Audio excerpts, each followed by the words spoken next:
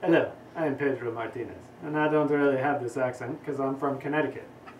But I wanted to show you if you're staying in a project and you have to do multiple sides, you're going to run into a little problem where you're going to have to allow the stain to dry before you can flip it over and do the other side. But you have some options. You can go to Amazon and buy these bench cookies with these attachments, and pretty much be able to set your project on those, stain one side, allow that to set up for about 5 or 10 minutes. You can flip it over, and because of the way these are designed, they won't leave any kind of mark in the wet stain. But if you don't want to go out and buy those, you can do what I did. If you have some scrap wood laying around and some golf tees, you can make your own. And you can see here, the ones I've made, they're just as sturdy as the bench dogs. We got them, the tees at the proper height, and you can see the amount of weight. This is a very heavy piece, so you can go ahead and do the same thing. So let's go ahead and get started, shall we? So I'm just using some scrap pieces of wood that I had left over from a project, and I'm going to mark out the center of each piece. These pieces happen to be 3 inches, so my center point is 1.5 inches. And then the next thing, I'm going to use my square to just draw a line that I'm going to use as a reference point to segment the pieces into two places where I want to drill holes for the golf tees.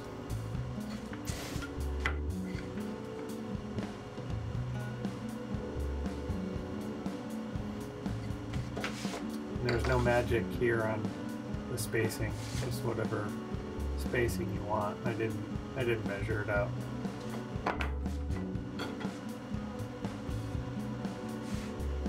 Next thing we'll do is we'll take them over to the drill press and drill some holes. So over at the drill press I have a 3/8 inch Forstner bit, and this is, you need a drill bit that's going to be large enough for those tees to fit in. I wanted to really get it nice and tight, but the way I glued it, it didn't make a difference, so if it's a little oversized, that's fine. One of the things you didn't see me do, I set my depth stop collar on the drill press ahead of time. This way I know that each hole that I'm drilling is going to be exactly the same depth for each one. So the tees will sit at the same height and I won't get any rocking with my project sitting on top of it. The other thing, if you've not used the Forstner bit before, but nice little tip is you can see how after I start to plunge into the workpiece, I go ahead and bring the bit back up to clear out any waste inside the hole. That's just going to allow you to get a nice clean cut down inside that hole.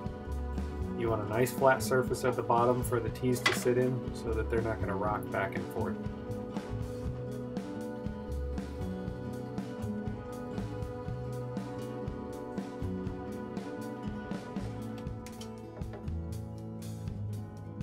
So these are the golf tees that I used, and they're just the small golf tees. And then what I'm starting off with is a 2P10 cyanacrylate. It's a super glue basically, because it'll set real quick. So I can go ahead and I line them up, just about a drop. You don't need a whole lot of this stuff. You gotta kind of work quickly. That's why I'm wearing gloves. You don't want to get this on your hands. Just want to make sure that the tees are sitting in there flush.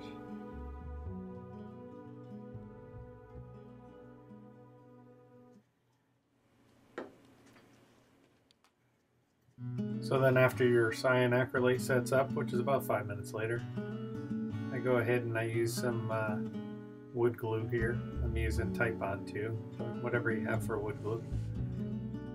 And I'm going to go ahead and fill those holes up. And this is really going to give the strength to the tees. Typically with these types of glues, they'll set up in about 30 minutes, but the amount that I'm using and the fact that you don't want to stress these tees out, I let them sit overnight for a good 24 hours before I go ahead and use them. This way I ensure it's not going to fall over.